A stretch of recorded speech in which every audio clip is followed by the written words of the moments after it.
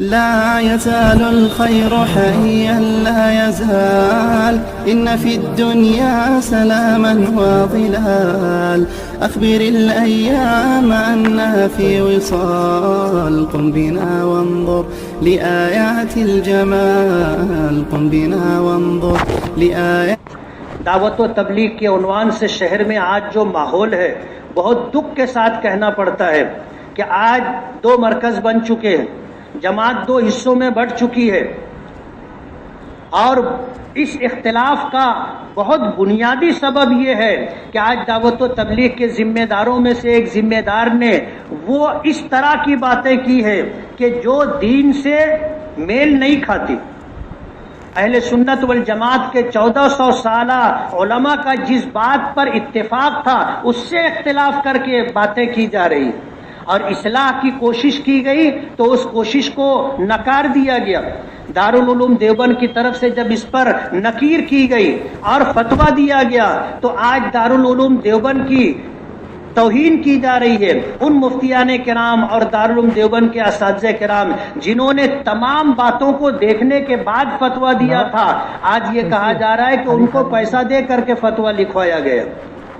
آج پوری دنیا دارالعلوم دیوبند کے فتوے پر اعتماد کرتی ہے، اور ساری دنیا کے علماء دارالعلوم دیوبند کے فتوے سے اتفاق کرتے۔ ایسے حالات کے اندر ایک شخص کی حمایت میں اس طرح کی بات کہنا دین سے انحراف ہے اور غلو ہے، اور یہ چیز جس پر 1400 سال سے امت کا اتفاق رہا ہے اس سے انحراف کرنا دین نہیں ہے۔ انبیاء کرام علیہم الصلاۃ والسلام کی توہین کرنا، ان کا استخفاف کرنا اور دین کے دیگر شعبوں کو لا یعنی قرار دینا اور بیکار کہنا، ظاہر بات ہے امت کا یہ طریقہ نہیں رہا ہے۔ لیکن آج انہی باتوں کو لے کر کے ہمارے شہر میں تبلیغی جماعت میں 2 حصے ہو چکے، ایک دوسرا مرکز بن چکا ہے۔ شہر کے علماء کرام اس بات کی کوشش کر رہے ہیں کہ دین سے ہٹ کر کے جو باتیں دعوت و تبلیغ میں در آئی ہیں، جو حضرت مولانا محمد الیاس صاحب رحمۃ اللہ علیہ، حضرت مولانا محمد یوسف صاحب، حضرت مولانا محمد انعام الحسن صاحب جنہیں حضرت جی ہونے کا خطاب دیا جاتا تھا، ان کے طور طریقے سے ہٹ کر کے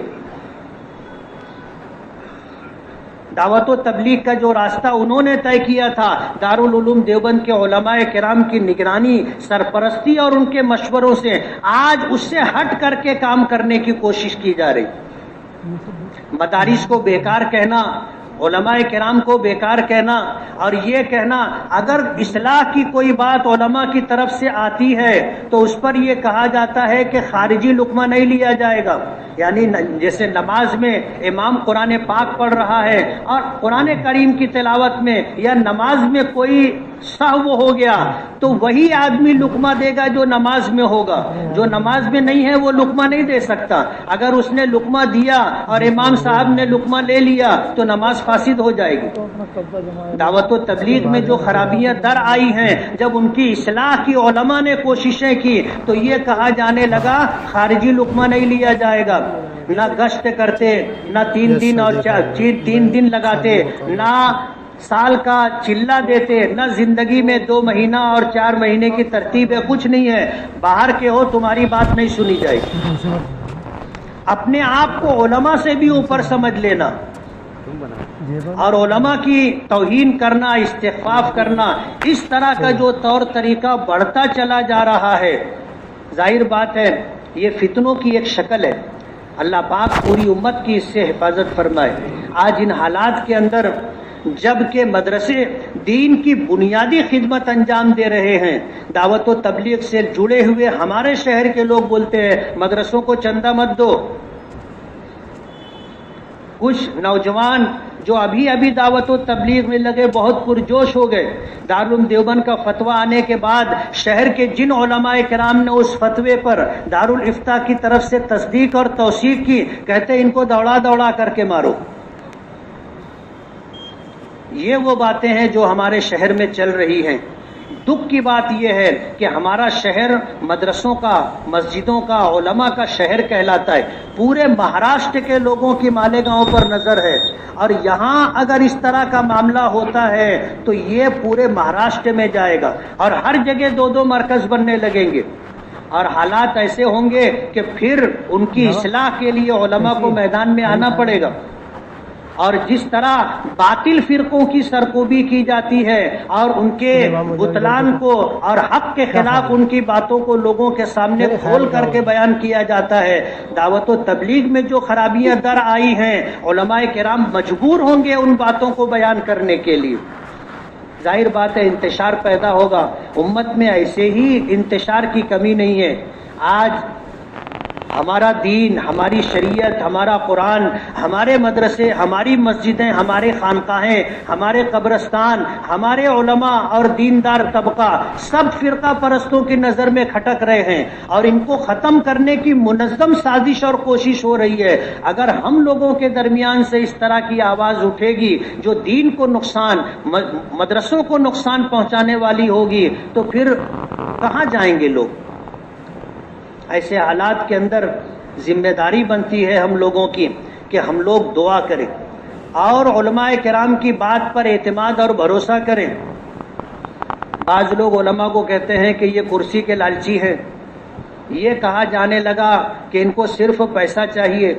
میں آپ سے پوچھنا چاہوں گا کہ مدرسوں میں پڑھانے والے علماء کرام کو امت کیا تنخواہ دیتی؟ اگر یہ پیسوں کے لالچی ہوتے تو مدرسوں میں نہیں رہتے.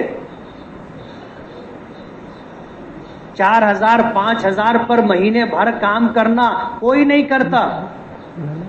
مسجدوں میں امامت کرنے والے ائمہ کرام کو کیا تنخواہ دی جاتی ہے؟ اتنی معمولی تنخواہ دینے کے بعد ان پر یہ الزام لگانا کہ یہ لوبھی لوگ ہیں، پیسے کے لالچی لوگ ہیں، یہ انتہائی سنگین بات ہے اور اس سے بچنا بہت ضروری ہے. یہ وہ لوگ ہیں جو معمولی مشاہرے پر دین کی خدمت کر رہے ہیں. اتنے مشاہرے پر، اتنی تنخواہ پر کوئی کام نہیں کرتا. علماء کے بارے میں اس طرح کا استخفاف اور توہین آمیز باتیں کی جا رہی ہیں جو بہت نقصان دہ اور دین کے لیے بہت خطرناک ہیں. اللہ تعالیٰ فتنوں کے اس زمانے میں ہم تمام کی حفاظت فرمائے اور دین کی آبیاری اور دین کی خدمت کے لیے اللہ ہم لوگوں کو قبول فرمائے. وآخر دعوانا ان الحمد للہ رب العالمین. جن ساتھیوں نے سنتیں نہ پڑھی ہوں